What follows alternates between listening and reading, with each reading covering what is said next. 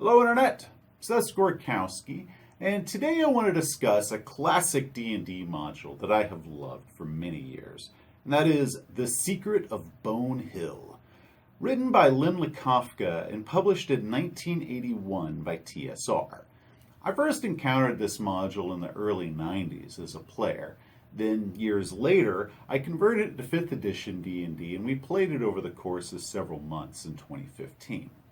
Now, while preparing for this review, I discovered that my own battered copy seems to have vanished in the last move or been loaned out or something, which really saddens me. But one thing that I do love is that Wizards of the Coast has it available again on PDF and print on demand through DriveThruRPG. So a huge thank you to Wizards of the Coast for that. It has always saddened me how many wonderful classic scenarios I thought would never ever be printed again and would just eventually be forgotten. So I'm glad to know that they're still around and available for a new generation for players to enjoy. Now this module itself is pretty short. It's simply 32 pages with some maps on the inside cover. However, even with such a short page count, they packed an incredible amount in there.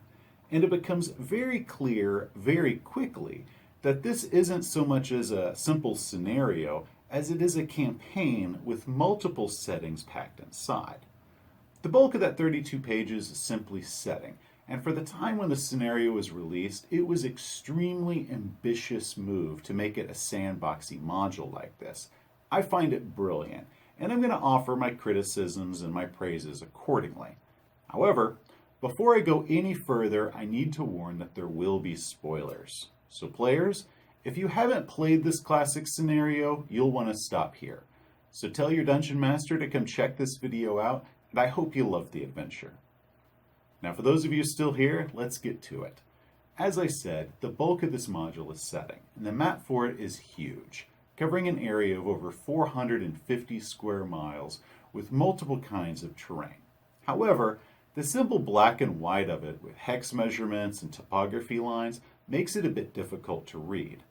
So because of that, when I last played it, I fixed it up with a little Photoshop magic. The only changes that I made was removing the trail and the ruins atop Bone Hill. That way players could discover those on their own. The coastal village of Rustinford is the main area, and for that we also get a map with key locations numbered. Once again, I'm not a huge fan of this map. However, a little internet searching will find better versions, including a side view, more of a picture really, and a color version. My favorite version is a French one. I took that, and with a little Photoshop, I changed it to English and whited out the location key, replacing them with blanks. That way my players would have to explore the village and fill out the locations themselves as they did it. We also received maps of 3 distinct taverns in the town, and one of the magician Peltar's home. There's also a map of the Baron's castle, including the dungeon beneath. The final Restonford map is that of the burnt-out guard station with a secret dungeon beneath where players will fight giant rats and some skeletons and ghouls. This guard station and its dungeon, by the way, is my favorite adventure in this entire scenario, and players are likely going to see the potential in this place, and once they've cleaned it out, they're probably going to want to keep it for themselves and move in here.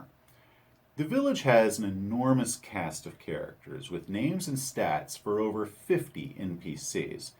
This provides an incredible amount of role-playing opportunity for players as they befriend just the various members of the town. Now, you as the dungeon master will have to manage this cast, and that can be a bit daunting at first. But as the PCs begin building certain relationships with key NPCs, you can simply start just focusing on them instead of trying to keep track of all 50. But at the very beginning, when you don't know who exactly they're going to be befriending, it can seem just a little intimidating. But don't worry, once they start role-playing, it'll quickly weed who their favorite NPCs are. One criticism that I have read for this adventure is that the NPCs aren't fleshed out enough with detailed personalities and motivations for each one. And while that would be really cool, once again, this is a 32-page module. If it were 80 pages, sure. but I think they did an outstanding job fitting everything in it that they did. Another thing that I like about this village is that there is a list of over 35 rumors that players can learn as they role play around the village. Some of these rumors are true, some of them aren't. In addition to the village, there are several other locations where players can adventure, such as fighting the orcs atop Bald Hill and in the Zerbil Mountains, a band of gnolls in the Pebble Hills, and there is also a temple to a gambling god, the Church of the Big Gamble, that the PCs can find in the Dwemer Forest. This is all in addition to the random encounters that players could have anywhere they're outside of Restenford itself. So there is no shortage of adventuring that PCs can have here in order to build themselves up for the final conflict ahead. Now, of course, the final area of interest is Bone Hill itself. There are two layers to this location. First is a band of bugbears occupying the above-ground ruins who are led by an evil sorcerer named Telvar. I enjoyed this part of Bone Hill quite a bit, and I really love the unique potions that you can find in Telvar's alchemy lab. The second is the underground realm of the undead, led by an evil wraith. The dungeon itself is full of combat, but it isn't that spectacular. It also leaves a couple questions that the PCs are going to be asking later, such as about the remains of a lawful good wizard that they find, and the 3 beholderkin that are protecting a treasure in another room and keeping the undead out.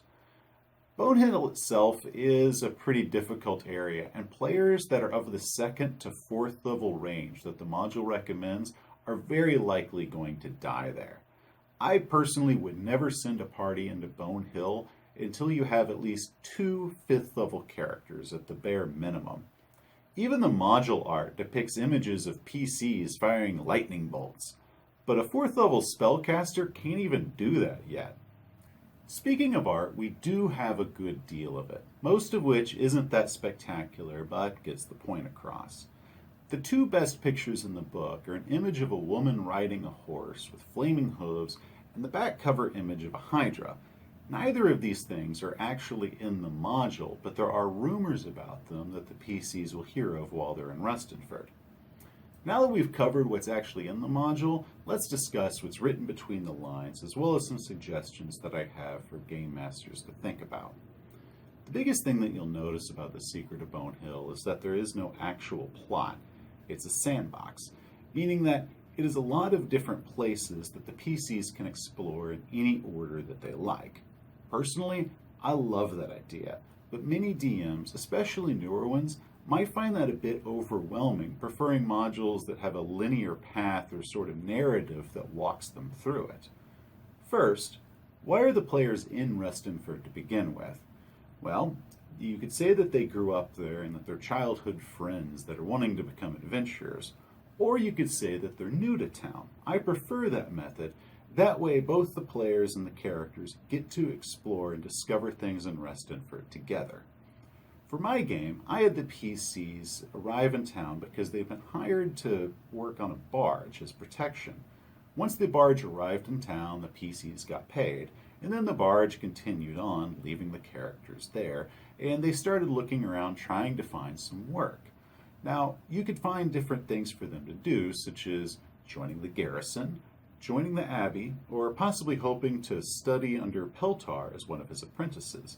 There's a few different openings you could try, and you could give different characters different motivations, such as 2 of them are thinking about joining the garrison, and 1 of them wants to join the abbey, while the wizard is really hoping that they can apprentice under Peltar. That way they all have their own reason to be there, and they might have met on the barge or on the road on their way to town. While they're in town, they learn of the boy that got bitten by a giant rat while playing around the burnt guard station. I had the boy be diseased, and the PCs were struggling trying to heal the child so that he wouldn't die. That then led them to the adventure of the burnt guard house. Now, once the PCs had cleared it out, they decided that they really liked this and really wanted to keep it as a future base of operations because, well, it's pretty cool. In order to do that, though, they had to purchase it from the Baron.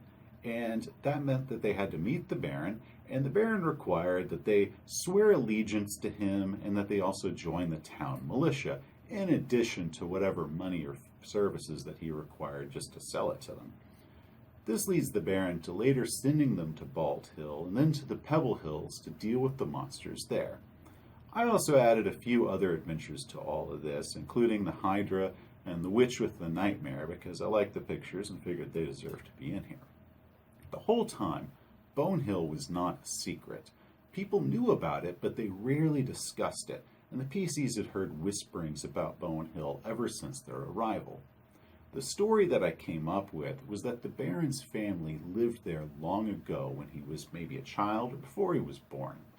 However, the priest there sold his soul to some evil power in order to steal the Baroness.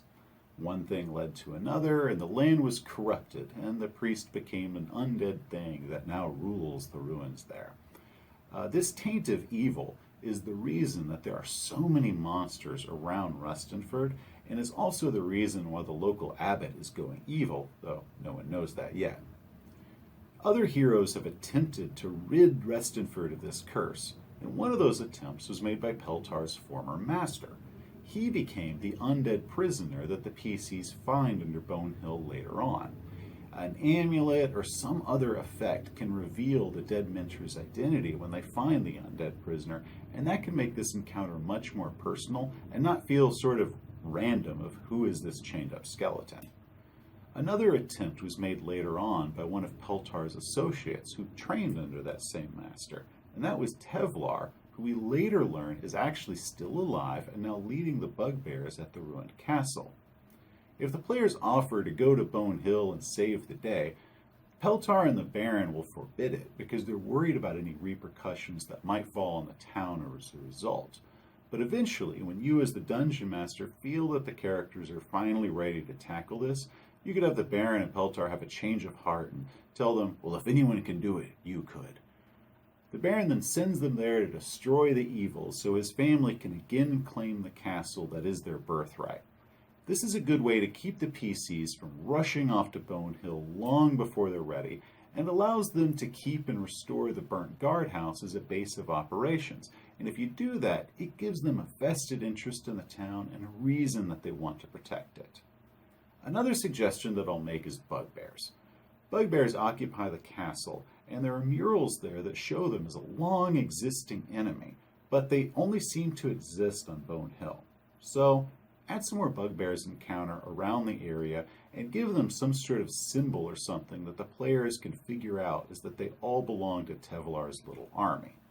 One idea would be to change the orcs on Bald Hill into bugbears. All of this ties the scenarios together in a linear story and gives an actual secret to Bone Hill, something that the module actually lacks. There are two sequels to this adventure, The Assassin's Knot and Deep Dwarven Delve.